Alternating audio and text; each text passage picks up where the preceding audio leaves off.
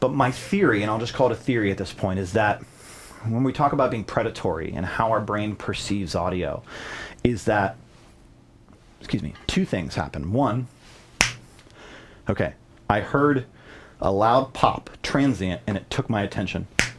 And I'm going to shoot my eyes over there and pay attention to it. But this doesn't really bother you. You know what I mean? It's not an alert. Whoa. But this doesn't bother you, right? So it keeps going forever. Well, it keeps going forever, yeah. But it's not. It doesn't. But it's like yeah. you hear it as a passive audio sound. So one could extrapolate that transients are location data. They're attention grabbers. They're the things that make us pay attention. But sustained sounds are comforting, are normal. They're the cars on the freeway. They're the bubbling brook. They're the sound of the air conditioner. I can hear my computer whirring right now. That doesn't bother me. I'm not worried about that. But if the computer started going, I would pay attention to it, right? Fire alarms, they go boop, boop, boop. They don't go boo. Okay, so our brains, human brain is built to pay attention to transients. So I like to cringe every time someone says, what's the first thing you do on a mix? Oh, I kill the transients. And then I think, your mix sucks. No, but seriously, all things, jokes aside, there's a point in your mix where the mastering person is going to kill your transients. So let them do it at mastering. Don't do it in the mix, or you're going to have a mix that doesn't get anyone's attention. And I mean literally a mix that does not take attention. Bass doesn't get your attention, but slap bass grabs your attention. Right? But doesn't take your attention. You're like, oh, that's cool, man. I'm going to ride to that. And, you know, so I want to like try and evolve our understanding of these separate concepts in audio. You have transient information and you have sustained information. So when we talk about loudness, overall loudness, everybody wants to get a record that sounds as good as the professionals, all right? And I've done many hours researching mastering for my own clients so that when I don't have a budget to go to a mastering engineer, I can approximate a good master.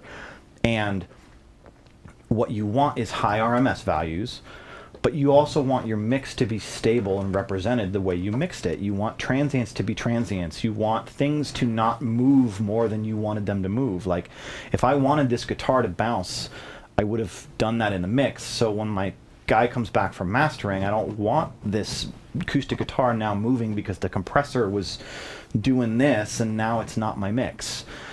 Granted, I'm going to assume that the mix was good. So we have to assume across the board, taste-wise, that what we sent to mastering was perfect. And it just needed to be louder and enhanced a little bit, a little sweeter, a little bit more sparkle, more bass, whatever, right? Let's bring it up. So the only way they can do it to a level that is competitive with these crazy-ass records that we're getting is shearing off the top. I mean, they have to add distortion and raise and lift up. And so one of my favorite words in mixing is lift. And I personally do not like things that squish. So the example is that when we were, my buddy Dan, who was a young mixer at the time, and he was there in class with me. And I love this story. It's so funny because it really made me understand this. He had a track and pulled up a drum mix, and he had 3 LA2As on a kick drum. And it was like, why would you do that? And everybody taught us that compressors are tone boxes. So he thought, well, I need to even out the performance and add tone. So what did he do? He reached for the opposite of what you would want on a kick drum. What you want on a kick drum is to move the speaker cone, right? Above anything else, you want to pop that speaker cone in the bass so it goes boom, right? Because we're trying to push air. So what did he do? He squished it.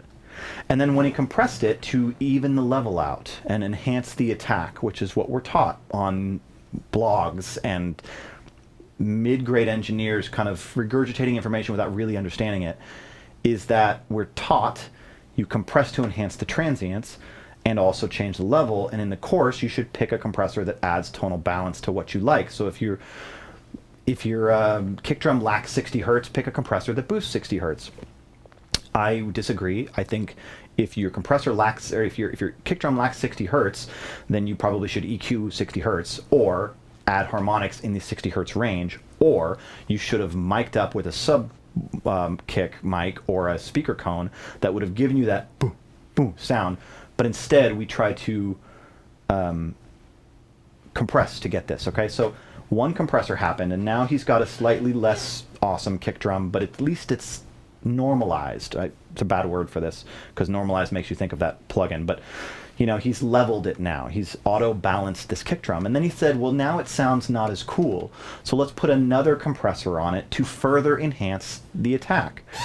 And then that didn't do it enough, so he put another compressor on to further. So logically, what happened is the kick drum, which naturally had a good rise and fall, wasn't meaty enough, so he compressed it. And when he didn't like that, the squish he put more squish to emphasize the transient. Logically, this doesn't make sense, right? Why would you squish when you need to enhance? You follow me on this? Yeah. So now Dan is a good dude, and it was a mistake we've all made, because it's what we're taught. It's what's regurgitated on the internet, on the forums, by people who heard somebody say something, and when the person originally said it, they only said a half-truth because they didn't want to give away all the secrets. So we're going to give that secret away today. I'm going to literally tell you exactly how I handle kick drums to avoid that problem in segment 2.